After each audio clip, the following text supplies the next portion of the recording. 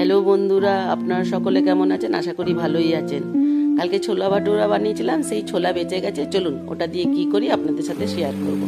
Tomato, পেঁয়াজ, লঙ্কা, ধনেপাতা আমি কুচিয়ে নিয়েছি। চলুন এবার প্লেটিং করব। প্লেটের মধ্যে আমি আলুর টিকিয়া দিয়ে দিলাম। এই টিকিয়াগুলো আমি ঘরেই বানিয়েছি।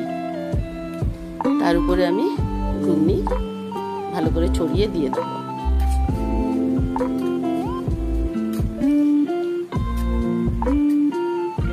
এবারে আমি যা যা কুচিয়ে রেখেছি সবগুলো সুন্দর করে ছড়িয়ে দেবো। পেঁয়াজ টমেটো দিতেই কি সুন্দর লাগছে। কাঁচা লঙ্কা, ধনেপাতা সব আমি ভালো করে ছড়িয়ে দেবো। বেশ কালারফুল লাগছে দেখতে।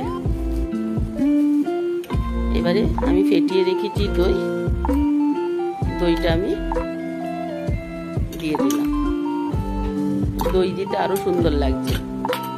আর এই তেঁতুলের কাঠ আমি কিনে এনেছি, তেঁতুলের কাঠও আমি ছড়িয়ে দেবো।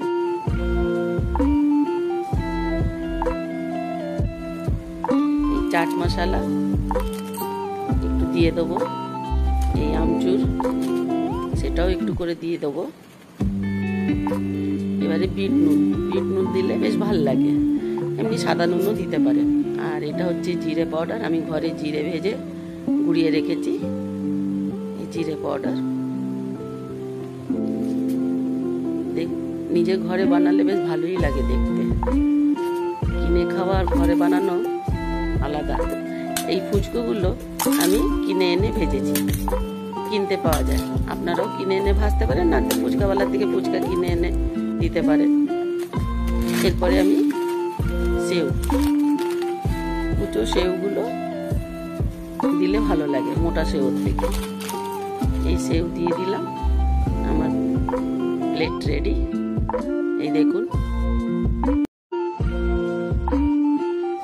চলুন বন্ধুরা একটু খেয়ে দেখি কেমনি হয়েছে।